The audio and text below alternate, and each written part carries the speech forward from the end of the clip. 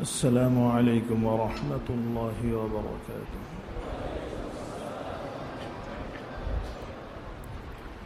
درود شریف پڑھیں.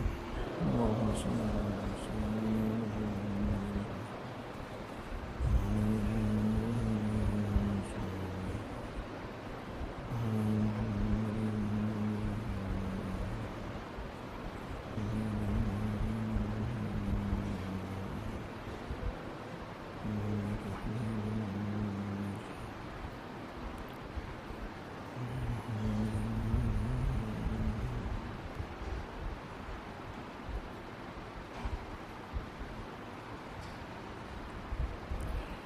نحمده ونستعينه ونستغفره ونؤمن به ونتوكل عليه ونعوذ بالله من شرور أنفسنا ومن سيئات أعمالنا من يهده الله فلا مضل له ومن يضلل فلا هادي له ونشهد أن لا إله إلا الله وحده لا شريك له ونشهد أن سيدنا وسندنا وشفيعنا وحبيبنا ومولانا محمد اللهم صل على سيدنا محمد النبي الأمي وعلى آله وأصحابه أجمعين.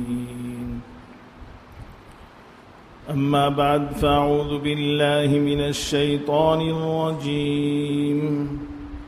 بسم الله الرحمن الرحيم. كل نفس ذائقة الموت وإنما توفون أجوركم يوم القيامة فمن زحزح عن النار وأدخل الجنة فقد فاز وما الحياة الدنيا إلا متاع الغرور. صدق الله مولانا العظيم. وقال النبي صلى الله عليه وسلم حق المسلم على المسلم 6 إلى آخر الحديث. وقال النبي صلى الله عليه وسلم الدين النصيحة. محترم حاضرین، আল্লাহ তাআলা আমাদের সকলকে মাগফিরাত নসিব ফরমান, ঈমানের সাথে মৃত্যু নসিব ফরমান, দুনিয়া এবং আখিরাতের ভিতরে সফল কাম এবং কল্যাণের জিন্দেগি আল্লাহ তাআলা আমাদেরকে দান করেন, জান্নাতুল ফিরদাউস নসিব ফরমান। আল্লাহ তাআলা আমাদেরকে এমন একটি দিন দান করেছেন, দিন এবং ইসলাম এত সুন্দর যে প্রতিটি মানুষের সে যে অবস্থায় থাকুক, সে একজন খুব সাধারণ থেকে সাধারণ মানুষ এবং সবচেয়ে দামি থেকে দামি মানুষ, সকলেরই হক সংরক্ষণ করে ইসলাম। ইসলামের ভিতরে এত সুন্দর পুরো ইসলামের পুরো নীতিমালা এবং সবগুলোর ভিতরেই এই জন্য রাসূলুল্লাহ সাল্লাল্লাহু আলাইহি ওয়াসাল্লাম ইরশাদ করেন আদ-দীন আন-নাসিহা। দিন হলো খায়ের খাহির নাম, কল্যাণকামিতা। পুরো দিনের ভিতরেই যেন কল্যাণকামিতা ভরে রয়েছে। আমরা দিন মানি না, এই জন্য কল্যাণ পাই না। পুরো দিনের ভিতরেই কল্যাণকামিতা একবারে ভরপুর। এই দিনের ভিতরে শুধু কল্যাণ এটা নয় যে শুধু দুনিয়ার কল্যাণ, তা না, শুধু আখিরাতে কল্যাণ তা না, ইহকাল এবং পরকালের সমূহ কল্যাণ, নিশ্চিত কল্যাণ দিনের ভিতরে। আর কোনো পথ ও মতের ভিতরে, কোনো তন্ত্র মন্ত্রের ভিতরে এই কল্যাণ নেই যে দুনিয়ারও কল্যাণ হবে, আখিরাতে কল্যাণ হবে। দুনিয়া এবং আখিরাতের কল্যাণ দুটাই এই দিনের ভিতরে রয়েছে। আল্লাহ তাআলা ইরশাদ করেন من عمل صالحا من ذكر أو أنثى وهو مؤمن فلنحيينه حياة طيبة ولنجزينهم أجرهم بأحسن ما كانوا يعملون. এই আয়াতের ভিতরে আল্লাহ তাআলা দুনিয়া এবং আখিরাতের কল্যাণের কথা বলে দিয়েছেন, যে দিন মানবে সে দুনিয়াতেও কল্যাণ, আখিরাতেও কল্যাণ। আল্লাহ তাআলা ইরশাদ করেন, মান আমিলা সালিহাম মিন যাকারিন আও উনসা ওয়া হুয়া মুমিন, যে কোনো নারী বা পুরুষ আর সে মুমিন হয়, সে যদি নেক জিন্দেগি অবলম্বন করে, জীবনটাকে সৎ বানায়, এটা হলো মৌলিক বিষয়। জীবনকে সৎ বানায় সর্বক্ষেত্রে জীবনকে যদি সে নেক এবং সৎ বানায়, আল্লাহ তাআলা ওয়াদা করেছেন কোরআনে কারিমে, আল্লাহর ওয়াদা, ওমান আসদাকু মিনাল্লাহি হাদিসা ওমান আসদাকু মিনাল্লাহি কিলা, আল্লাহ তাআলার চেয়ে সত্য কে বলেন? ফালানুহইয়ান্নাহু হায়াতান তাইয়্যিবা, আল্লাহ তাআলা গুরুত্বের সাথে বলছেন, অবশ্যই অবশ্যই আমি তাকে পবিত্র জীবন দান করব। তুমি নেক হয়ে দেখাও, আমি তোমাকে পবিত্র জীবন দান করব। জীবন দুনিয়ার জিন্দেগির কথা, ফালানুহইয়ান্নাহু হায়াতান তাইয়্যিবা, তাকে একটা হায়াত তাইয়্যিবা দান করব, একটা পরিচ্ছন্ন জিন্দেগি, একটা সুখী জিন্দেগি, সফলতার জিন্দেগি আমি তাকে দান করব। আর আখিরাত, ওয়ালানাজজিয়ান্নাহুম আজরাহুম বিআহসানি মা কানু ইয়ামালুন, আখিরাত হলো আল্লাহ তাআলার রহমতের জায়গা। মুমিনদেরকে আল্লাহ তাআলা এত রহমত করবেন। আল্লাহ তাআলা বলেন যে ওয়ালানাজজিয়ান্নাহুম আজরাহুম বিআহসানি মা কানু ইয়ামালুন, তোমরা যা আমল করতে তার চেয়ে অনেক গুণ বেশি সুন্দর তোমাকে আমল নামা দান করব, তোমাকে এর চেয়ে অনেক বেশি সুন্দর প্রতিদান তোমাকে আমি দান করব। তাহলে নেক জিন্দেগির সুফলটা মানুষের, ধরেন দুনিয়াতে যে সমস্ত পরিশ্রমগুলো করে, এগুলো সব দুনিয়াতে রেখে যেতে হবে, ঠিক কিনা, কি বলে না? যা আমাদের অর্থ করি, আমাদের যে অর্থবিত্ত যা আছে সবকিছু কিন্তু রেখে যেতে হবে। নেক জিন্দেগি এবং সততা এবং সত্যতার জিন্দেগি, দিন অনুযায়ী চলার যে জীবনটা আছে, এটা এত বড় দামি যে এটা দুনিয়াতেও ফলদায়ক, আখিরাতেও ফলদায়ক। এটা কবরের উপরেও ফলদায়ক, কবরের ভিতরেও ফলদায়ক। হ্যাঁ, এত পাওয়ারফুল দিন আল্লাহ তাআলা, এত সুন্দর দিন আল্লাহ তাআলা আমাদেরকে দান করেছে। একবার একজন মানুষ সুবহানাল্লাহ বলল, একটা সত্য কথা বলল, কাউকে একটু উপদেশ দিল, কাউকে অন্যায় থেকে বিরত থাকার কথা একটু বলে দিল, নিজে সৎ থাকলো। এগুলোর ফলাফল শুধু এটা নয় যে না আখিরাতে মিলবে, না, দুনিয়াতেও তাকে এর ফলাফল মিলবে। দুনিয়াতেও তাকে আল্লাহ তাআলা সুখী জিন্দেগি দান করবেন, তার মৃত্যু সুন্দর হবে, তার মৃত্যু ইজ্জতওয়ালা হবে, তার মৃত্যু আসান হবে এবং নেক জিন্দেগি হবে, ইমানের সাথে মৃত্যু হবে। আল্লাহ তাআলা আমাদেরকে পরিপূর্ণ দ্বীনের উপরে চলবার তৌফিক দান করেন। তো রাসূলুল্লাহ সাল্লাল্লাহু আলাইহি ওয়াসাল্লাম ইরশাদ করেন, আদ-দীন আন-নাসিহা, দ্বীন হলো কল্যাণকামিতার নাম। সাহাবা কেরাম রাদিয়াল্লাহু তাআলা বলেন, ইয়া রাসূলুল্লাহ, কল্যাণকামিতার নাম দ্বীন, আমি কার সাথে কল্যাণকামিতা করব? কার বিষয়? লিল্লাহি ওয়া লিরাসূলিহি ওয়া লিআইম্মাতিল মুসলিমিনা ওয়া আম্মাতিহিম, আল্লাহর সাথে, আল্লাহ তোমাকে সৃষ্টি করেছেন, সুতরাং আল্লাহর সাথে সর্বপ্রথম কল্যাণকামিতার হক একজন বান্দার আল্লাহ তাআলার সাথে। আল্লাহর হক কি বান্দার উপরে? বান্দার উপরে আল্লাহর হক কি? যে আল্লাহ তাআলা সৃষ্টি করেছেন। এক হাদিসের ভিতরে রাসূলুল্লাহ সাল্লাল্লাহু আলাইহি ওয়াসাল্লাম বলেন যে আল্লাহর হক বান্দার উপরে হলো যে ওই বান্দা আল্লাহ আর কাউরে ইবাদত করবে না, ওয়ালা তুশরিকু, যে এবং আল্লাহ তাআলা ওয়ালা ইউশরিকু বিহি শাইআ, যে সে একমাত্র আল্লাহর ইবাদত করবে, আল্লাহর সাথে কাউকে শরীক করবে না। এটা হলো কি বান্দার উপর আল্লাহ তাআলার হক। তাকে যে আল্লাহ তাআলা সৃষ্টি করেছেন।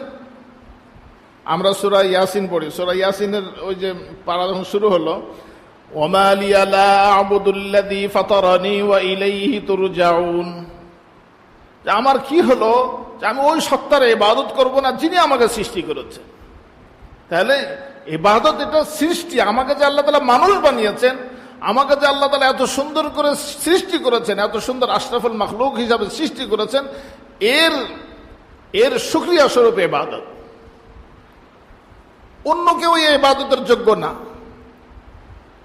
কোন মাখলুক ইবাদতের যোগ্য না।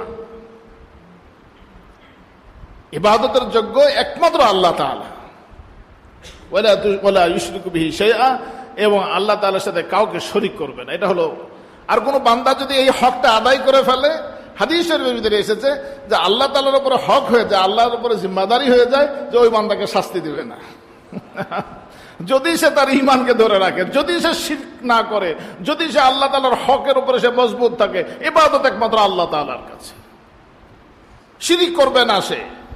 তাহলে আল্লাহ রাসূল সাল্লাল্লাহু আলাইহি ওয়াসাল্লাম সুসংবাদ দিয়েছেন যে আল্লাহ তাআলা তাকে মাফ করে দিবেন। ঈমান এত বড় পাওয়ারফুল জিনিস যে আখিরাতের ভিতরে এমনও হতে পারে যে ঈমানের কারণে আল্লাহ তাআলা তার সমস্ত গুনাহকে মাফ করে দিবেন, সমস্ত গুনাহকে মাফ, শুধু ঈমানের কারণে সমস্ত গুনাহকে মাফ করে দিবেন। কিন্তু রাসূলুল্লাহ সাল্লাল্লাহু আলাইহি ওয়াসাল্লাম আবার এটাও বলেছেন যে প্রতিটি গুনাহই জাহান্নামের একটা আঙ্গারার মতো, একটা ফুলকির মতো, একটা টুকরোর মতো প্রতিটি গুনাহ। আর গুনাহ কবিরা বড় টুকরা। তাহলে কেউ কি তার এই গুনাহ মানে দুনিয়াতে একটা আগুনের আঙ্গারা নিয়ে কি সে বালিশের ভিতরে রাখবে, কম্বলের ভিতরে রাখবে?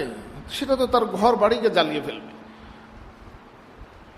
এই জন্য হাদিসের ভিতরে এসেছে যে গুনাহ মুমিনের উপরে ভারী, পাহাড়ের মতো। আর মুনাফিকের কাছে কেমন? যেমন নাকি সে একটা মাছি বসেছে তার নাকের উপরে, মাছি উড়িয়ে দিল, বাস সে হালকা ভাববে। মুমিন গুনাহকে সবসময় ভারী ভাববে। হ্যাঁ, একটা গুনার কারণে আমাকে হয়তো জাহান্নামে আগুনে জ্বলতে হতে পারে। তাহলে দুইটা জিনিস, একটা হলো যে গুনাহ কবিরা এটা তওবা ছাড়া মাফ হবে না, আর একটা গুনাহ, প্রতিটি গুনাহ কবিরা এটা জাহান্নামে যাওয়ার কারণ হতে পারে, এটা জাহান্নামে যাওয়ার কারণ হতে পারে। এই জন্য সাথে সাথে তওবা করে নেওয়া, ইস্তেগফার করে নেওয়া, এটা আমাদের কর্তব্য। গুনাহ থেকে বেঁচে থাকা, গুনার ভয়াবহতা বেশি। গুনাহ মানুষকে শেষ করে দেয়, তার দুনিয়ার জীবনকে শেষ করে দেয়, আখিরাতের জীবনকেও শেষ করে দেয়। গুনাহ এত বড় ভয়াবহ বিষয়। বাস যেগুলো থেকে আল্লাহ তাআলা বিরত থাকতে বলেছে, এগুলো থেকে বিরত থাকাই বান্দার কাজ। সে বান্দা যখন এইগুলোতে বিরত থাকবে, তার ঈমানকে পরিচ্ছন্ন রাখবে এবং শিরিক মুক্ত রাখবে, আল্লাহর উপরে হক হয়ে যায়, আল্লাহর উপরে দায়িত্ব এবং কর্তব্য হয়ে যায়। আল্লাহ তাআলা নিজের উপরেই দায়িত্ব নিয়েছেন যে ওই বান্দাকে কোনো ধরনের শাস্তি দিবেন না এবং সম্মানের আসনে আসীন করবেন। আল্লাহ তাআলাকে সম্মানিত করবেন, আল্লাহ তাআলা অনেক সম্মানিত করবেন। আসল সম্মান তো রাজত্বের ভিতরে না, আসল সম্মান হলো নেক জিন্দেগি এবং আল্লাহ তাআলার আনুগত্যের ভিতরে, আল্লাহ রাসূল সাল্লাল্লাহু আলাইহি ওয়াসাল্লামের আনুগত্যের ভিতরে। নেক জিন্দেগি এবং সম্মানের জিন্দেগি, আসল সম্মান এখানে। আল্লাহ তাআলা এই জন্য কোরআনে কারিমে বলেছেন, ওয়ালিল্লাহিল ইজ্জাতু ওয়ালি রাসূলিহি ওয়ালিল মুমিনিন। প্রকৃত ইজ্জত, প্রকৃত সম্মান কোনো সিংহাসনে নেই, কোনো রাজত্বের ভিতরে প্রকৃত সম্মান নেই। প্রকৃত সম্মান হলো আল্লাহ তাআলার জন্য। প্রকৃত সম্মান আসলে ইজ্জত মালিক আল্লাহ তাআলা, আর সম্মান হলো আল্লাহ রাসূল সাল্লাল্লাহু আলাইহি ওয়াসাল্লামের জন্য এবং সমস্ত মুমিনদের জন্য। প্রকৃত সম্মান মুমিনদের জন্য। আমরা সকলেই বড় পীর আব্দুল কাদের জিলানী রাহিমাহুল্লাহকে ভালোবাসি না? কাউরে আত্মীয় হয় এখানে? কাউরে আত্মীয় না। কেউ কি দেখেছেন ওনাকে? ভালোবাসি। কেন? একটা সম্মান বোধ অন্তরের ভিতরে। কেন সম্মান বোধ? এই জন্য যে তিনি আল্লাহ তাআলা দ্বীনকে সম্মান করে চলেছেন, এই জন্য সমস্ত মানুষ ওনাকে সম্মান করে। খাজা মঈনুদ্দিন চিশতি রাহিমাহুল্লাহ তাআলাকে সবাই সম্মান করে। জুনায়েদ বাগদাদী রাহিমাহুল্লাহ তাআলাকে সবাই সম্মান করে। কেন সম্মান করে ওনাদেরকে? হাফিজ হুজুর রাহিমাহুল্লাহ তাআলাকে সম্মান করে। হযরত শাইখুল হাদিস আল্লামা আজুল হক রাহিমাহুল্লাহ তাআলাকে সম্মান করে। পীর হুজুর রাহিমাহুল্লাহ, সদর সাহেব হুজুর রাহিমাহুল্লাহ তাআলা, যারা তাদেরকে চেনেন সবাই সম্মান করে, তাদেরকে সবাই সম্মান করে। এমন না যে একটা এলাকার ভিতরে কেউ সম্মান করে কেউ করে না, এমন না, সবাই সম্মান করে। কেন সম্মান? এই সম্মানটা সবাই নির্বিশেষে সকলের সম্মানটা কিভাবে এখানে আসলো? হযরত আবু হুরায়রা রাদিয়াল্লাহু তাআলা আনহুর ব্যাপারে সবাই তাকে সম্মান করে, সবাই তাকে শ্রদ্ধা করে, সবাই তাকে মহব্বত করে। হযরত সাইয়েদনা বিলাল রাদিয়াল্লাহু তাআলা হাবশী গোলাম ছিলেন, কিন্তু তাকেও সবাই সম্মান করে। কি কারণে সম্মান করে? এই জন্য যে তারা আল্লাহকে সম্মান করতেন, আল্লাহ রসুলকে সম্মান করতেন, আল্লাহর দ্বীনকে সম্মান করতেন। এই জন্য সকলের ভিতরে সম্মান এবং মহব্বতকে আল্লাহ তাআলা ছড়িয়ে দিয়েছেন। এটা আল্লাহর পক্ষ থেকে আসা সম্মান। একটা মানুষ সম্মান নিজেকে কামাই করতে চায়, আর একটা হলো আল্লাহর পক্ষ থেকে আসে। হাদিস শরীফের ভিতরে এসেছে, যখন কোনো বান্দা আল্লাহ তাআলার বান্দেগীর জিন্দেগি অবলম্বন করে, আল্লাহ তাআলার দ্বীন মানার জীবনকে অবলম্বন করতে থাকে, তখন আল্লাহ তাআলা একসময় তাকে ভালোবাসেন, যে এই বান্দা তো আমার অনুগত বান্দা। অনুগত মানুষকে মানুষ ভালোবাসে না? অফিসের ভিতরে একজন মানুষকে দেখা হলো, কিছুদিন পরে পরিচয় হলো যে এই মানুষটা বেশ অনুগত এবং অনেক ভদ্র, তাহলে তার প্রতি অফিসের সবারই একটা ভালোবাসা সৃষ্টি হয়। অনুরূপ এটা বোঝার জন্য বললাম, আল্লাহ তাআলার দ্বীন যারা মানে, আল্লাহ তাআলা তাকে ভালোবাসেন, তার সাথে আল্লাহ তাআলার সাথে একটা সম্পর্ক তৈরি হয়, একটা ভালোবাসার সম্পর্ক তৈরি হয়। যখন আল্লাহ তাআলা ভালোবাসেন, আল্লাহ তাআলা জিবরিল আমিনকে ডেকে বলেন, আমি ওই বান্দাকে ভালোবাসি। সুবহানাল্লাহ, কত বড় সৌভাগ্য! বলেন যে আমি অমুক বান্দা, যে মিরপুরের অমুক মানুষ, তাকে আমি ভালোবাসি, তুমিও তাকে ভালোবাসো। সুবহানাল্লাহ, বলেন দেখি এটা কত বড় সম্মান! এটাকে আমরা চাই না? সবাই বলেন, চাই না? যে আল্লাহ তাআলা আমার নাম ধরে বলুক যে আমি ওই বান্দাকে ভালোবাসি, জিবরিল আমিন তুমিও ভালোবাসো। জিবরিল আমিন এই খবর আবার নিজের কাছে রাখেন না, উনি আরশবাহী ফেরেশতাদেরকে বলেন এবং আরশ বহনকারী ফেরেশতাকে বলেন। এরপরে সাতবক আসমানের যত সমস্ত ফেরেশতা তাদের ভিতরে এলান করে দেন যে জানো জানো অমুক ব্যক্তিকে আল্লাহ তাআলা ভালোবাসেন, আমিও তাকে ভালোবাসি, তোমরাও তাকে ভালোবাসো। সমস্ত ফেরেশতার ভিতরে তার ভালোবাসা ছড়িয়ে যায়, তার সম্মান এবং ইজ্জত ছড়িয়ে যায়। কথা বুঝতে পেরেছেন? এখন ফেরেশতারা তখন আবার এই ডিউটিতে আসে, সকালে এবং সন্ধ্যায় ডিউটি শিফট পরিবর্তন হতে থাকে। তারা জমিনে এসে এই যে ওপরের যে বার্তাটা, তাদের কাজ কি? ওপরের বার্তাগুলো দুনিয়ার ভিতরে ছড়িয়ে দেন ওনারা, মানুষের দিলে দিলের ভিতরে, অন্তরের ভিতরে তাদের সম্মান, তাদের ইজ্জত, তাদের ভালোবাসা ছড়ে যায়।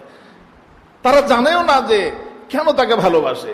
আমরা কি কখনো চিন্তা করেছি আমরা কেন হাফিজ ইউসুফ রহমাল্লাহকে ভালোবাসি? আমরা কি কখনো চিন্তা করেছি?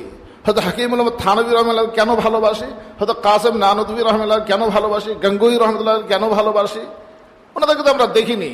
বড় পীর আব্দুল কাদের জিলানী রহমাল্লাহকে কেন ভালোবাসি? আমরা তো তাদেরকে দেখিনি, আমাদের কোনো আত্মীয় স্বজন হয় না। হ্যাঁ, মানুষ ভালোবাসে, একসাথে বসলে উঠলে বসলে একটু চা খেলে ভালোবাসে, ওনাদের সাথে তো এরকম কোনো সুযোগ হয়নি। তাহলে কেন তাদেরকে ভালোবাসে? ওই ভালোবাসা যেটা আসমান থেকে এসেছে। তারা আসলে আসমানওয়ালাকে, আসমানের মালিককে আগে খুশি করেছেন, তার ভালোবাসা অর্জন করেছেন, তখন পুরো দুনিয়ায় তাদের ভালোবাসায় পরিণত হয়ে গেছে। এক বুজুর্গ এই জন্য বলেছেন, জুতো মেরা তো সব মেরা, ফলক মেরা, জমি মেরি, আগার এক তু নেহি মেরা তো কুই শাই নেহি মেরি। আয় আল্লাহ, তুমি আমার তো সব আমার, সব আমার। তুমি যদি আমার উপর খুশি হও তাহলে সব খুশি, আর যদি তুমি আমার না হও তাহলে আল্লাহ কোনো জিনিসই আমার না। হ্যাঁ, কোনো জিনিসই আমার, কোনো কল্যাণই আমার জন্য কল্যাণ থাকবে না তুমি যদি আমার উপর খুশি না থাকো। আল্লাহ তাআলা আমাদেরকে আল্লাহ তাআলার সন্তুষ্টির জিন্দেগি নসিব করেন। আয়াত একটা তেলাওয়াত করেছিলাম, সূরা আলে ইমরানের 135 নম্বর আয়াত।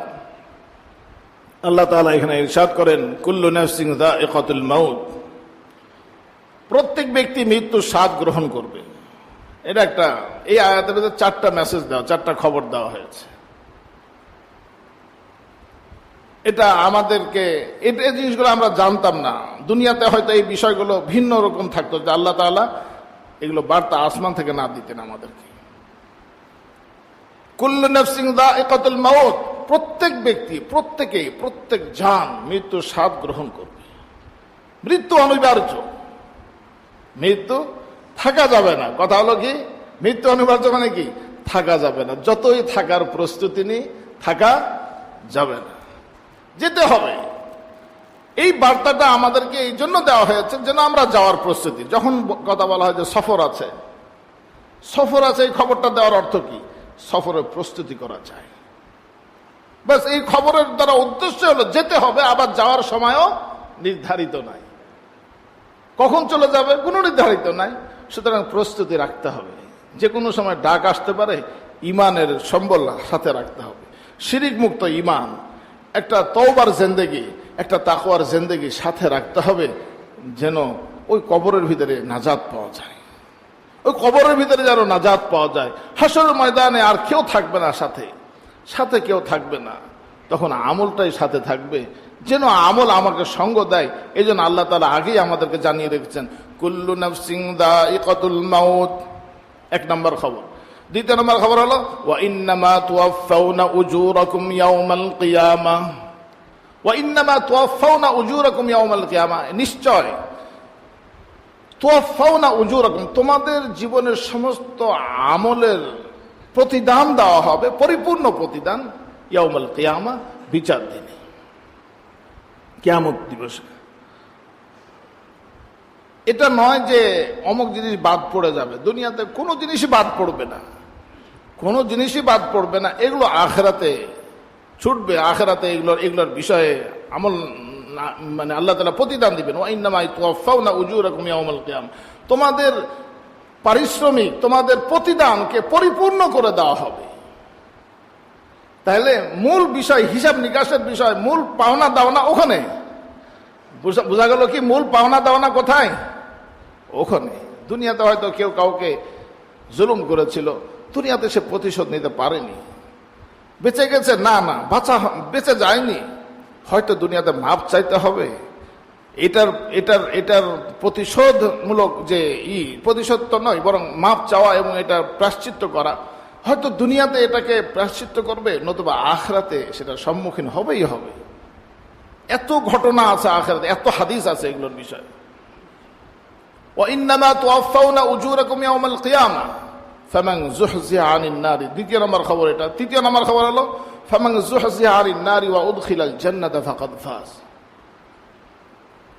যাকে জাহান্নাম থেকে মুক্তি দেওয়া হলো এবং জান্নাত দেওয়া হলো, সেই সফল, সেই সফল। আসল সফলতা সেখানে। দুনিয়ার ক্ষণস্থায়ী সফলের প্রতি আস্থা না রাখা, যে আমি সফল হয়ে গেছি, খুশি খুব করলো না, এটা আসল খুশি না। খুশি তখন হবে যখন সেদিন মাপ পেয়ে যাব, আমরা আল্লাহর কাছে ক্ষমা পেয়ে যাব। এই জন্য এক বুজুর্গ বলেন, তুম ইহা এইসে রহে ইয়া ওইসে রহে ওহা দেখনা হয় কে কেসে রহে, তুমি এখানে অমুক তমুক অমুক বেশি বড় শান সংকটওয়ালা, আসল দেখা উচিত তুমি আখিরাতে আল্লাহর কাছে ক্ষমা পাবে কিনা।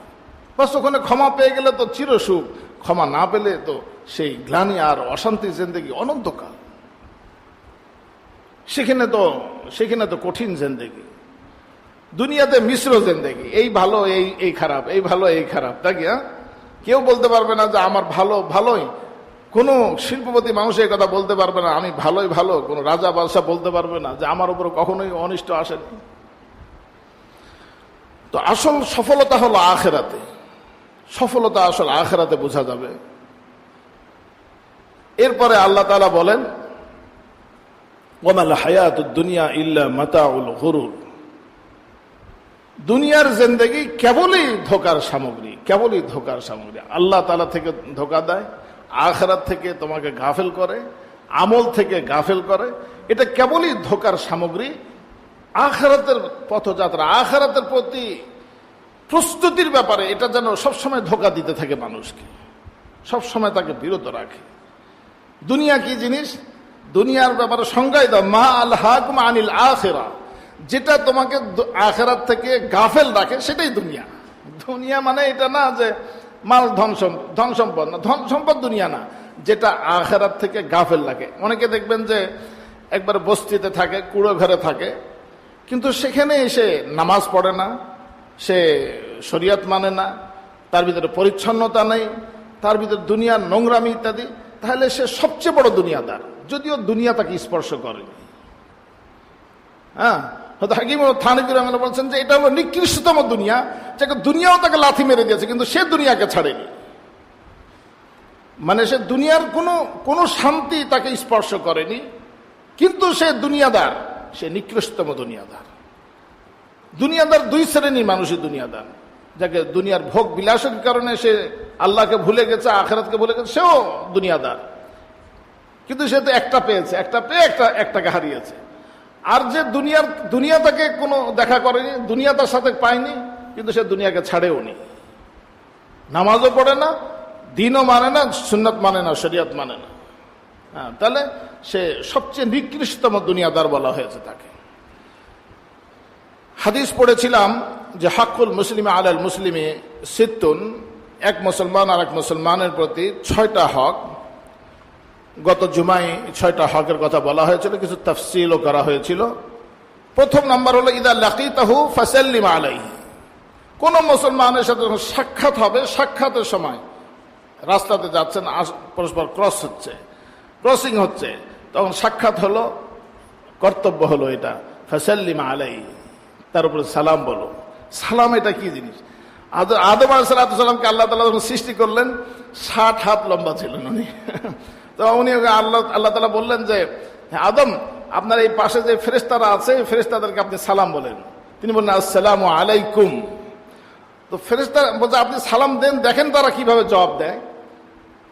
তো ফেরেশতারা সবাই সালাম জবাব দিলেন আসসালামু আলাইকুম ওয়া রাহমাতুল্লাহ। ওনারা আবার এটা মানে ফেরেশতারা আবার আসসালাম, হাদিসে আসসালামই আছে, আসসালামু আলাইকুম ওয়া রাহমাতুল্লাহ, ওয়া রাহমাতুল্লাহ শব্দটা বৃদ্ধি করেছেন। এই জন্য আল্লাহ তাআলা কোরআনে কারিমেও আমাদেরকে এই হুকুম দিয়েছেন, নির্দেশ দিয়েছেন, ইদা হুয়িতুম বিতাহিয়াতিন ফাহাইয়ু বিআহসানা মিনহা, যে তোমাকে যখন সালাম দেওয়া হয় তুমি তার চেয়ে উত্তম সালামটা তাকে দাও, উত্তম বাক্য তাকে দাও। উত্তম বাক্য কি? এক ব্যক্তি রাসূলুল্লাহ সাল্লাল্লাহু আলাইহি ওয়াসাল্লামের কাছে আসলেন, বললেন আসসালামু আলাইকা ইয়া রাসূলুল্লাহ। তো রাসূলুল্লাহ সাল্লাল্লাহু আলাইহি ওয়াসাল্লাম জবাব দিলেন এবং বললেন আশা, তুমি 10 পেয়েছো, বসো, 10 নেকি পেয়েছো। আরেকজন আসলেন, এসে বললেন যে আসসালামু আলাইকা ওয়া রাহমাতুল্লাহ, আসসালামু আলাইকুম ওয়া রাহমাতুল্লাহ, এই কথা বললেন। তো রাসূলুল্লাহ সাল্লাল্লাহু আলাইহি ওয়াসাল্লাম ইশরুন, তুমি 20 পেয়েছো, বসো। আরেকজন আসলে এসে বললেন যে আসসালামু আলাইকুম ওয়া রাহমাতুল্লাহি ওয়া বারাকাতুহু, বলছে সালাতুন, তুমি 30 পেয়েছো, বসো। এমনি সমাজের ভিতরে প্রসিদ্ধ আছে যে প্রথমে সালাম দেয় সে 30 নাকি পায়, এটা তো এই হাদিস থেকে পাওয়া গেল না, মুসলিম শরীফের হাদিস এটা, যেটা বললাম আপনাদের। হ্যাঁ, তাহলে আল বাদিউ বিস সালাম বারিউম মিনাল কিবরি। হ্যাঁ, যে পূর্বে সালাম দেন, যিনি আগে এই হকটা, মুসলমানের হকটা আদায় করলেন, এই হক আদায় করার কারণে আল্লাহ তাআলা তাকে একটা সম্মান দিয়েছেন। কি সম্মান? সে অহংকার থেকে মুক্ত মোমেন হিসাবে তাকে পুরস্কৃত করেছেন। এটা একটা পুরস্কার আছে, আগে সালাম দেয় সে বারিউম মিনাল কিবরি। হাদিসের ভিতরে সে অহংকার থেকে মুক্ত একজন মানুষ, আল্লাহ তাআলা তাকে অহংকার থেকে মুক্তি দান করবেন। এটাও একটা পদ্ধতি। অহংকার থেকে যদি আমি মুক্তি পেতে চাই, তাহলে হাদিসে যে সমস্ত পন্থাগুলো বলা হয়েছে এগুলোকে অবলম্বন করা। এটা একটা কাজ হলো সালাম, আমি আগে সালাম দিতে চেষ্টা করব, আমি আগে সালাম দিতে চেষ্টা করব। রাসূলুল্লাহ সাল্লাল্লাহু আলাইহি ওয়াসাল্লাম এক এলাকায় গেলেন, দেখেছে ওনারা দূর থেকে সালাম দেন, আগে থেকে সালাম দেন। রাসূলুল্লাহ সাল্লাল্লাহু খুশি হলেন, বলছে আহা, তোমাদের এলাকার ভিতরে তো খায়র বারাকাত দ্বারা ভরপুর দেখা যায়, খায়র বারাকাত এবং রহমত দ্বারা তোমাদের এলাকা তো ভরপুর দেখা যায়, যে তোমাদের এলাকার ভিতরে এত সালাম, মানুষের সালাম দেয়। এই জন্য সালামের প্রচার প্রসার করতে বলা হয়েছে। যে এলাকার ভিতরে সালামের প্রচার প্রসার হবে সে এলাকার ভিতরে খায়র বারাকাত থাকবে। জান্নাতে তাহিয়াতুহুম ইয়াওমা ইয়ালকাউনাহু সালাম, জান্নাতীরা যখন জান্নাতে যাবে ফেরেশতারা তাদেরকে সালাম দিতে থাকবেন। শুধু ফেরেশতা না, আল্লাহ তাআলা সালাম দিবেন, আল্লাহ তাআলা সালাম দিবেন, সালামুন আলাইকুম তিবতুম ফাদখুলুহা খালিদিন, যে তোমাদের উপরে শান্তি, শান্তি বর্ষিত। এই শান্তির কি অর্থ? এটা কি তর্জমা করে সম্ভব? শান্তি, আপনি জান্নাতের শান্তি, এটা কি আপনি দুনিয়াতে তর্জমা করতে পারবেন না, ব্যাখ্যা করতে পারবেন? সালামুন আলাইকুম তিবতুম, তোমরা সুখী হও, তোমরা সুখী হও, জান্নাতে প্রবেশ করো, দেখো তোমাদের জন্য কি আয়োজন রাখা হয়েছে। ওই সালামের বার্তা আল্লাহ তাআলা দুনিয়াতে আমাদেরকে নাযিল করেছেন। দুনিয়াতে এক মুসলমান আর এক মুসলমানকে দেবে। কোনো বিধর্মীকে সালাম দেওয়া জায়েজ নাই, কোনো বিধর্মী সালামের উত্তর নেওয়া জায়েজ নাই। অনেক সময় দেখা যায় যে বসকে সালাম দিতে আসসালামু আলাইকুম, না, এটা কোনো বিধর্মীর জন্য সালাম দেওয়া জায়েজ নাই। কেউ যদি কোনো বিধর্মী তাকে সালাম দিয়েও বসে, তাহলে ও আলাইক তো বলবে ওয়ালাইকুম, ওয়ালাইকুম আসসালাম বলবে না, ওয়া আলাইকুম বলবে শুধু। অথবা এমনি বললেন, এমনি যে সব অভিবাদনের যে সমস্ত শব্দগুলো এলাকার ভিতরে চালু আছে, সমাজের ভিতরে, সেগুলোও বলবে যে স্যার কেমন আছেন, ভালো আছেন কিনা, হয়ে গেল ব্যাস। সালাম দেওয়া তো তাকে জরুরি না, এবং সালাম দেওয়া জায়েজও না। কেননা এটা একটা দুনিয়ার সুখ এবং আখিরাতের সুখ যাদের জন্য নিশ্চিত, তাদেরকে এই সালাম বলা যায়। একজন মুমিনকে এই শব্দ বলা যায়। আখিরাতের জন্য তো, কাফেরের জন্য আখিরাত নাই, তার জন্য কাফেরের জন্য আখিরাতের জাহান্নাম অবধারিত, যদি সে তার কুফরের উপরে মৃত্যু হয়, সুতরাং তাকে সালাম দেওয়া জায়েজ নাই। এমনকি দেখেন, সালামের ফজিলত বলতে গিয়ে আল্লাহ তাআলার একটা নাম হলো সালাম, আসসালাম। দেখেন 99 নামের ভিতরে একটা নাম আছে কি, আসসালাম। এটা আল্লাহ তাআলা বান্দাদেরকে অভিবাদনের জন্য আল্লাহ তাআলা দান করেছেন, যে আল্লাহ তাআলার এই কুদরতি নামের যে রহমত এবং বরকত, যে শান্তি, এটা মানুষের ভিতরে ছুঁয়ে যাবে। মানুষের দুনিয়াকে শান্তিময় করবে, আখিরাতকে শান্তিময় করবে এক সালাম। যদি হাদিসের ভিতরে এসেছে, আজ আনাস রাদিয়াল্লাহু তাআলা আনহু রাসূলুল্লাহ সাল্লাল্লাহু আলাইহি ওয়াসাল্লাম বলেন, ইয়া বুনাইয়া ইযা দাখালতা আলা আহলিক, হে বৎস, তুমি যখন তোমার ঘরে প্রবেশ করবে, তোমার পরিবারের ভিতরে প্রবেশ করবে, ফাসাল্লিম, তুমি সালাম দাও, ঘরে যেতে সালাম দাও। ইয়াকুন বারাকাতান আলাইকা ওয়া আলা আহলিক, সেই সালামটা তোমার জন্য, তোমার ঘরের জন্য, তোমার উপরে এবং তোমার ঘরবাসীদের উপরে বরকত হবে। হ্যাঁ, বাজার নিয়ে গেলাম, বরকত দিব কিসে দিয়ে? বাজার নিয়ে গেলাম, আমি টাকা আছে, বাজার নিয়ে যেতে পারবো, কিন্তু বরকত দিব কিভাবে? এই সালামের ভিতরে শান্তি এবং বরকত এবং খায়ের বারাকাত ঘরের ভিতরে আসবে। সালাম এত বড় দামি জিনিস, ঘরের ভিতরে সালামকে প্র্যাকটিস করা উচিত। তো প্রথম নম্বর এটা হলো যে সালাম করা। সালাম যখন দিবে একজন মানুষ, তখন একটা তো হলো মুসলমান পরস্পরের একে অপরের আম হক, আর একটা যখন সালাম দিবে তারপর ওয়াজিব, তাকে জবাব দেওয়া তো ওয়াজিব হয়ে যায়। শুনিয়ে সালাম দিবে, শুনিয়ে জবাব দিবে। ওয়া ইযা দাআকা ফাআজিবহু, কোন হাদিসে আছে ওয়া ইযা দুইয়াল ওয়ালিমা, যখন ওয়ালিমার জন্য দাওয়াত দেওয়া হয়, ওয়ালিমা মানে বরের পক্ষ থেকে যে অনুষ্ঠানটা হয় সেটাকে ওয়ালিমা বলা হয়।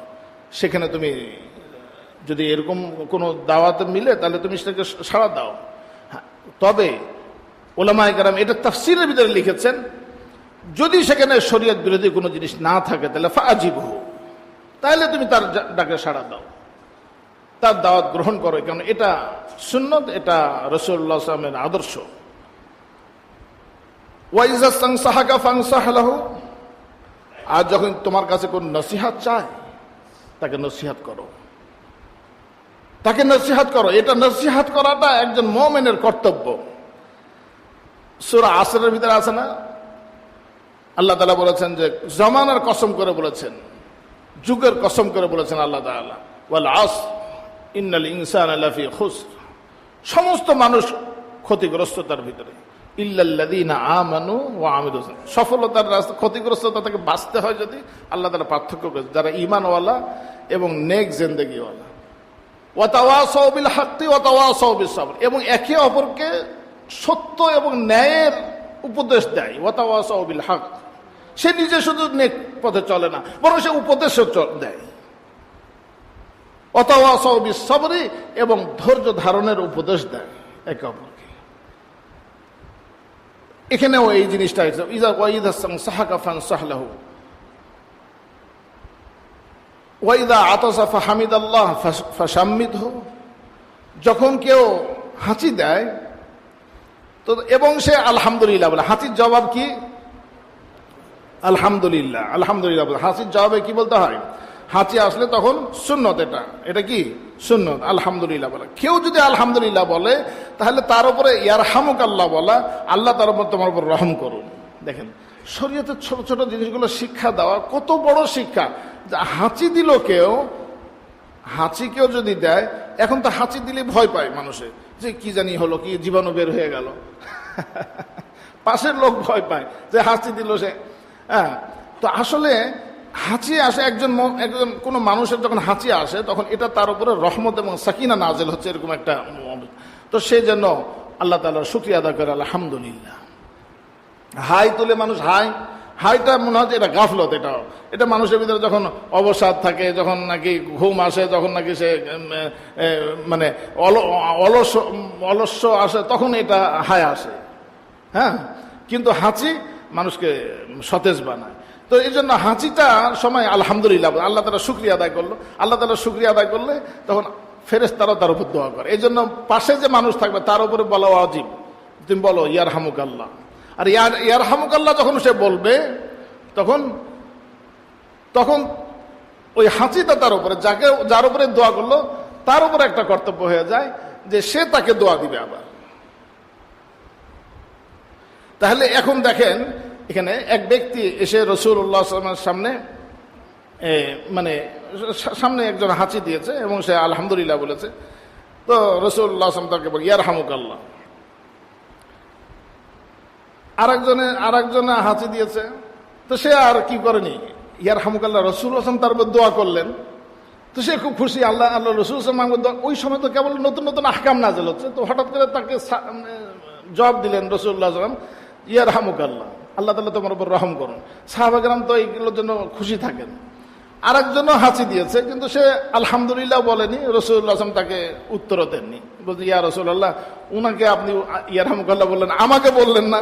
বলছে সে তো আলহামদুলিল্লাহ বলেছে, এই জন্য আমি তাকে ইয়ারহামুকাল্লাহ বলেছি, তুমি তো আলহামদুলিল্লাহ বলনি। এই জন্য হাদিস শরীফে এসেছে যে ইয়ারহামুকাল্লাহ, কেউ যে আলহামদুলিল্লাহ শোনা না যায়, তাহলে কি বলে যে ইয়ারহামুকাল্লাহ ইন হামিদতাল্লাহ, আল্লাহ তাআলা তোমার উপর রহম করুন যদি তুমি আলহামদুলিল্লাহ বলে থাকো। আর যদি যখন ইয়ারহামুকাল্লাহ শুনবেন তখন কি বলবে, ইয়াহদিকুমুল্লাহ ওয়া ইউসলিহু বালাকুম।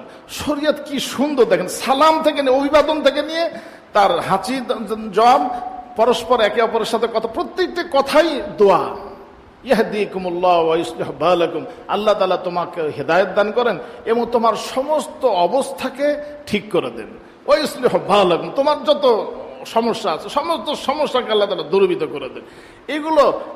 এগুলো অনেক সময়ের দোয়ার চেয়েও এই ধরনের ছোট ছোট দোয়া বেশি কার্যকর।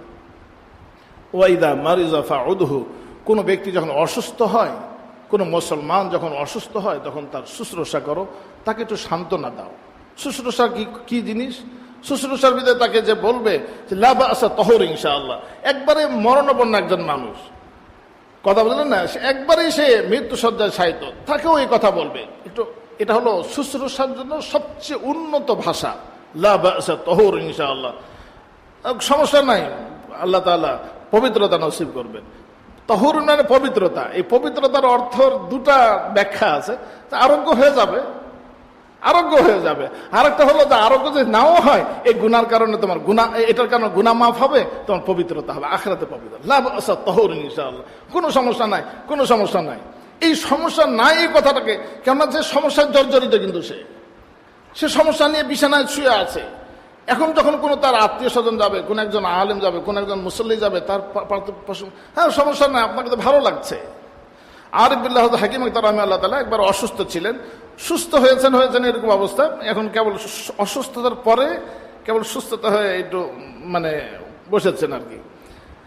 একজন এসে বলছে, হযরত আপনাকে দেখতে তো খুব বেশি মানে তার প্রতি সমবেদনা পেশ করছেন আর কি, যে আপনার তো শরীর একবারে শুকিয়ে গেছে, চেহারা একবারে কেমন। আমি বল তুমি বের হওয়া, কিন্তু বের হওয়া এখান থেকে, তুমি বের করে দিয়েছেন।